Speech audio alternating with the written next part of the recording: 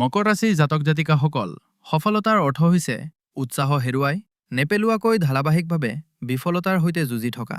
আৰু যদি ৰাশিচক্ৰত এনে কোনো লগ্ন আছে যিয়ে এই বাক্যচাৰিক প্ৰমাণিত কৰে, তেন্তে সেয়া হ'ল মকৰ লগ্ন। আপোনালোক শনিদেৱৰ প্ৰভাৱত জীয়াই থকা লোক। আপোনালোকে সংগ্ৰহ বা যুঁজ দিবলৈ ভয় নকৰে। কিন্তু 2025 আৰু 2026 চনৰ এই সন্ধিক্ষণত ব্ৰহ্মাণ্ডই আপোনাৰ এই সহ্য শক্তি আৰু ধৈৰ্যৰ এক অতি ডাঙৰ পৰীক্ষা ল'বলৈ গৈ আছে। আমি 29 ডিচেম্বৰৰ পৰা 4 জানুৱাৰীৰ সেই গুৰুত্বপূৰ্ণ সপ্তাহত প্ৰৱেশ কৰিছোঁ, য'ত কেৱল কেলেণ্ডাৰখন সলনি হোৱাই নহয়, বৰঞ্চ আপোনাৰ কুণ্ডলীৰ আটাইতকৈ স্পৰ্শকাতৰ স্থানত গ্ৰহৰ এটা ডাঙৰ চক্ৰবেহু ৰচনা কৰা হৈছে। পোনে পোনে কথা পাতো আহক। এই সপ্তাহত আপোনাৰ দ্বাদশ গৃহত 4টা ডাঙৰ গ্ৰহ একেলগে বহি আছে। জ্যোতিষশাস্ত্ৰত ইয়াক ব্যয় আৰু মুখ্যৰ স্থান বুলি কোৱা হয়। গ্ৰহৰ এই যুগে হয় আপোনাৰ জমা পুঁজি নতুন বছৰৰ উদযাপনত ছাই কৰি পেলাব পাৰে।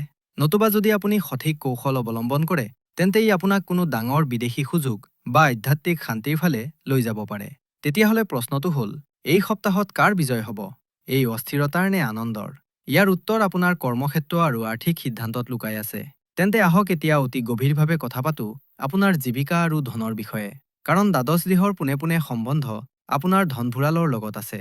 মই আপোনাক স্পষ্ট ভাষাত সতৰ্ক কৰি দিব বিচাৰিম, এই সপ্তাহতো আপোনাৰ বেংক বেলেন্সৰ বাবে অতি স্পৰ্শকাতৰ।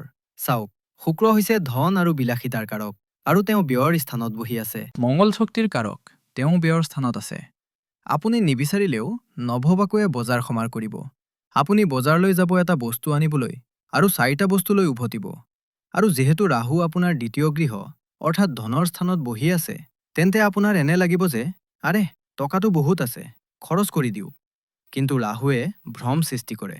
হ'ব পাৰে আপুনি সেই টকাখিনি খৰচ কৰি পেলালে যিটো আপুনি কোনো জৰুৰী কাম যেনে EMI বা ঘৰৰ ভাড়াৰ বাবে জমা কৰি থৈছিল। সেয়েহে মোৰ পৰামৰ্শ এয়ে থাকিব যে এই সপ্তাহত ক্ৰেডিট কাৰ্ড ঘৰত থৈহে বাহিৰলৈ ওলাব। যদি কেৰিয়াৰৰ কথা কওঁ, তেন্তে আপুনি যদি এটা সাধাৰণ চাকৰিত আছে, তেন্তে 29 আৰু 30 তাৰিখে অলপ সাৱধান হৈ থাকিব। চন্দ্ৰ আপোনাৰ চতুৰ্থ গৃহত থাকিব, যাৰ ফলত মনটো কামত কম আৰু ঘৰ সংসাৰত বেছি লাগিব। অফিচত বছৰ লগত তৰ্ক কৰাৰ পৰা বিৰত থাকক, কাৰণ মংগল গ্ৰহ দ্বাদশ গৃহৰ পৰা আপোনাৰ ষষ্ঠ গৃহলৈ দৃষ্টি দি আছে। সৰু কথা এটাৰ পৰাই ডাঙৰ অঘটন ঘটিব পাৰে।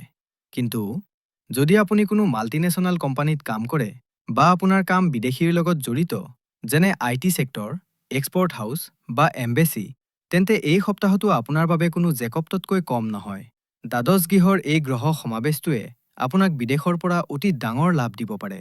হ'ব পাৰে আপুনি বিদেশলৈ যোৱাৰ সুযোগ পালে বা ভিছাৰ লগত জড়িত কোনো ভাল খবৰ আহিল।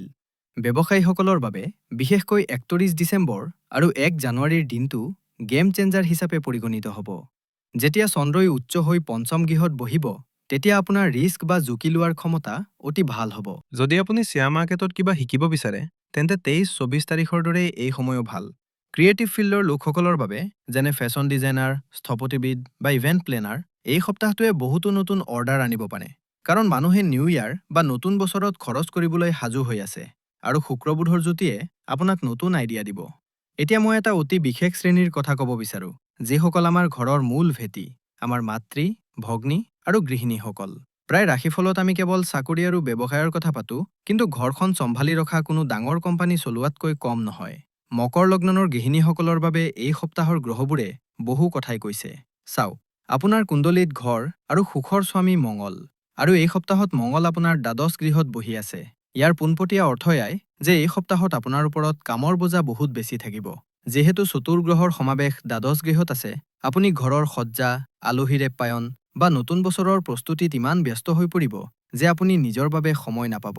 শাৰীৰিক ভাগৰ আৰু ভৰিৰ বিষৰ সমস্যা থাকিব পাৰে। ইয়াৰ উপৰিও শুক্ৰ আৰু বুধো দ্বাদশ গৃহত আছে। আপোনাৰ বাবে ঘৰৰ বাজেট চম্ভালিবলৈ কঠিন হ'ব পাৰে। হঠাৎ অহা খৰচ, সেয়া পাকঘৰৰ সামগ্ৰীয়েই হওক, ঘৰৰ মেৰামতিয়েই হওক বা ল'ৰা-ছোৱালীৰ ফৰমাইছেই হওক, আপোনাৰ গোটেই অংকটো বেয়া কৰি দিব পাৰে। আৰু যিহেতু মংগল দ্বাদশ গৃহত আছে, আপুনি অনুভৱ কৰিব পাৰে যে আপুনি সকলোৰে বাবে ইমান কৰিছে, কিন্তু আপুনি সেই প্ৰশংসা পোৱা নাই যাৰ আপুনি যোগ্য। ইয়াৰ ফলত মনটো অলপ খং উঠা বা বিৰক্ত হ'ব পাৰে। মোৰ পৰামৰ্শ এইয়ে যে সপ্তাহৰ আৰম্ভণিতে, অৰ্থাৎ 29-30 ডিচেম্বৰত যেতিয়া চন্দ্ৰ আপোনাৰ চতুৰ্থ গৃহত আছে, চেষ্টা কৰক যাতে ঘৰৰ সকলো গধুৰ কাম শেষ কৰিব পাৰে। কিন্তু 31 ডিচেম্বৰত যেতিয়া চন্দ্ৰ পঞ্চম গৃহত উচ্চ হ'ব, তেতিয়া পাকঘৰৰ পৰা বাহিৰলৈ ওলাই আহক। সেই দিনটো কেৱল কাম কৰাৰ দিন নহয়, বৰঞ্চ নিজক অলপ সময় দিয়াৰ দিন। নিজৰ বাবে কোনো সাজ-পোছাক কিনি লওক বা অলপ জিৰণি লওক। ৰাহু দ্বিতীয় গৃহত আছে, গতিকে শহুৰ পক্ষৰ কাৰোবাৰ লগত পুৰণি কথা খুচৰি লোৱাৰ পৰা বিৰত থাকক। মৌনতাই এই সপ্তাহত আপোনাৰ আটাইতকৈ ডাঙৰ অস্ত্ৰ। ঘৰ আৰু কামৰ কথা হ'ল। এতিয়া আহক বুকুৰ কথালৈ বা প্ৰেমৰ সম্পৰ্কলৈ যাওঁ। জীৱনত টকা জৰুৰী, কিন্তু শান্তি সম্পৰ্কৰ পৰাহে পোৱা যায়। মকৰ লগ্নৰ লোকসকলৰ বাবে এই সপ্তাহত সম্পৰ্কবোৰ উত্থান পতনেৰে ভৰা হ'ব।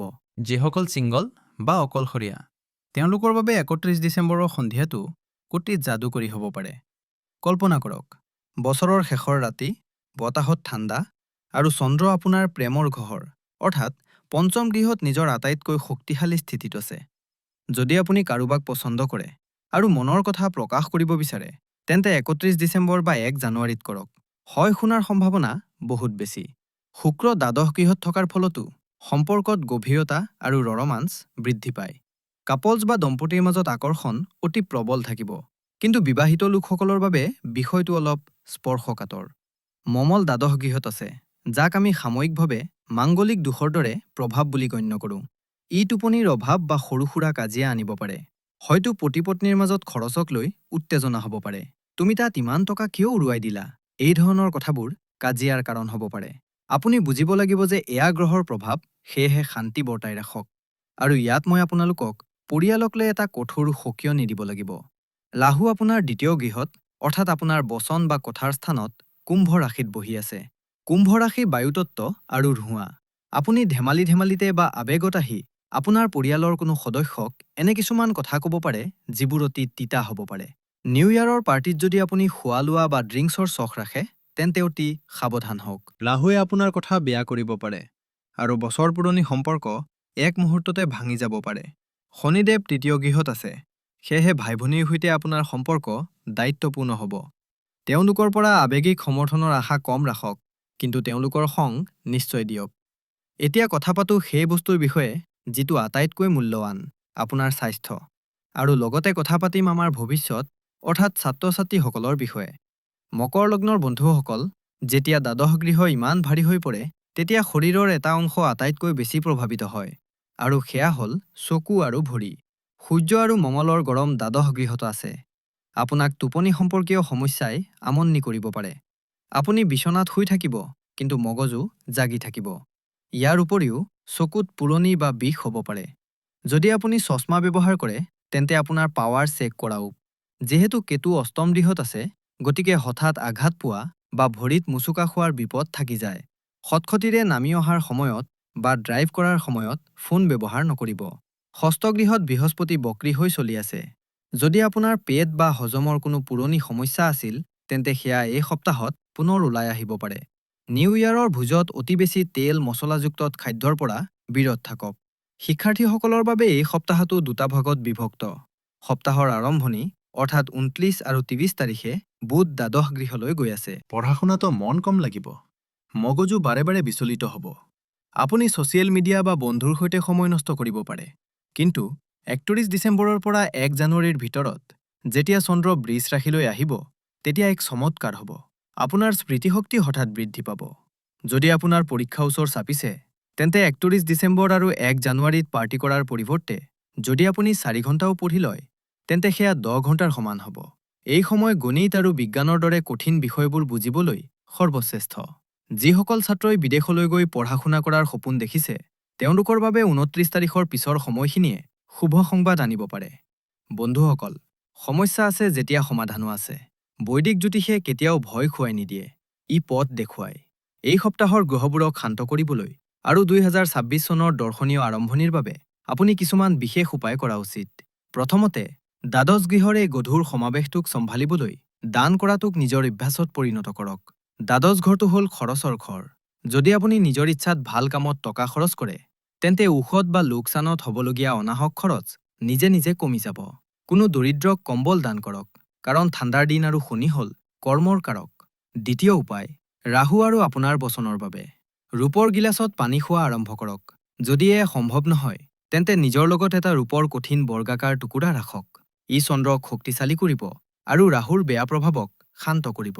আৰু শেষত, স্বাস্থ্য আৰু শক্তিৰ বাবে দ্বাদশ গৃহত মঙল আৰু সূৰ্যক শান্ত কৰিবলৈ প্ৰতিদিন পুৱা সূৰ্য নমস্কাৰ কৰক আৰু হনুমান চালিচা পাঠ কৰক। হনুমানজীয়ে মঙলৰ শক্তিক সঠিক দিশ প্ৰদান কৰে। যদি আপুনি 31 ডিচেম্বৰৰ ৰাতি পাৰ্টিলৈ গৈ আছে, তেন্তে ঘৰৰ পৰা ওলাই যাওঁতে আপোনাৰ পকেটত অলপ গুড় ৰাখক বা খাই ওলাব। ই সূৰ্যক শক্তিশালী কৰি ৰাখিব। ৰঙৰ কথা ক'বলৈ গ'লে এই সপ্তাহত বগা, ক্ৰীম আৰু আকাশী ৰং আপোনাৰ বাবে শুভ হ'ব। নতুন বছৰত কলা বা গাঢ় নীলা ৰঙৰ পৰা বিৰত থকাই ভাল।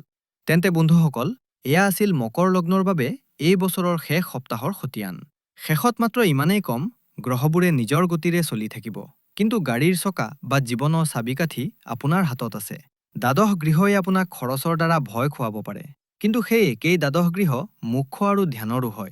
এই সপ্তাহত অলপ সময় আপোনাৰ চকু দুটা বন্ধ কৰি আপোনাৰ নিজৰ ভিতৰত জুমি চাবলৈ চেষ্টা নিশ্চয় কৰিব। বছৰ সলনি হৈছে, তাৰিখ সলনি হৈছে।